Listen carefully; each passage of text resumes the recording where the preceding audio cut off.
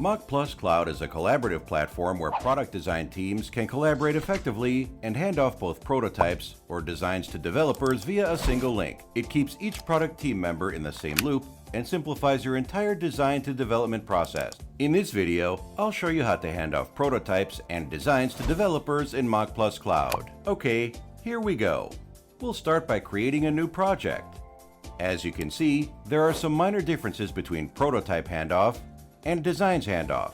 To hand off prototypes, you can simply create a prototype directly in Mockplus RP and publish it to Mockplus Cloud. Alternatively, you can sync and upload prototypes to Mockplus Cloud from Axure.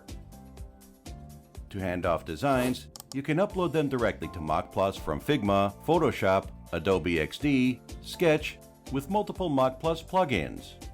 Now, let's try to upload design files from Figma to Mockplus to see how it goes. As you can see, all files are listed in one place. You can easily arrange them all on one screen. For this, we will drag lines to create a simple user flow. If you want to show the jumping logic between design pages, simply double-click the line to add a description like this. That was super easy, right? Now, what if we need to switch to single page view? You can double-click on any single design page to enter the single page view, where the entire team can collaborate on the same design page without distractions. Here, you can see 5 sections, including the comment, review, development, prototype, and presentation. Each section has a different set of functions. From these sections, everyone in our team can work on the same page simultaneously, including product managers, designers, developers, and other teammates. Let's start with the comments section. In the comments section, designers, stakeholders, and other teammates can review all design files and leave their comments directly on the screen to start a contextual discussion.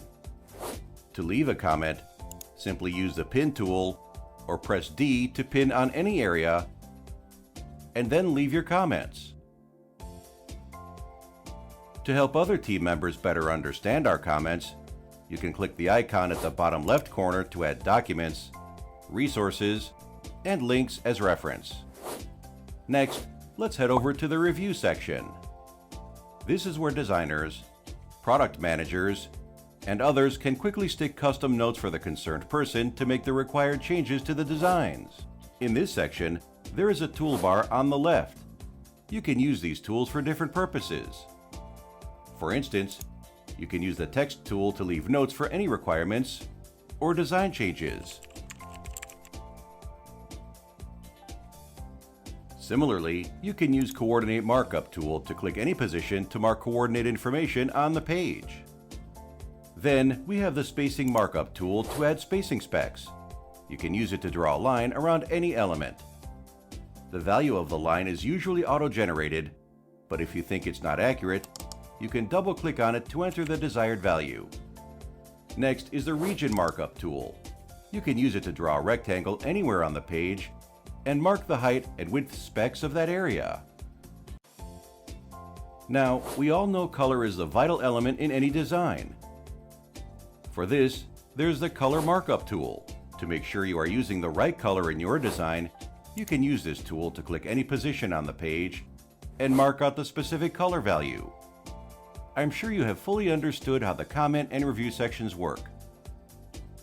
Let's head over to the development section.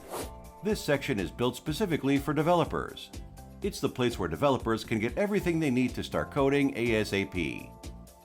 Mockplus Cloud has automatically generated design specs, measurements, red lines, assets, and code snippets for all platforms like web, iOS, and Android. So there is no need to prepare and view tons of spec docs. Now, let me take you through the amazing features in this section.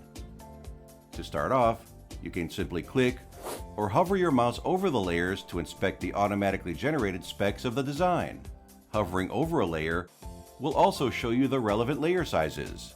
To check the distances between the two layers, you can select a layer and hover over the other one, like this.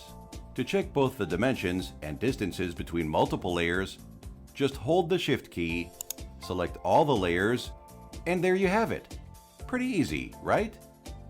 If you want to see the percentage specs instead of pixel dimensions, hold Alt and select or hover over any desired layer. There is one more thing you should know about percentage specs.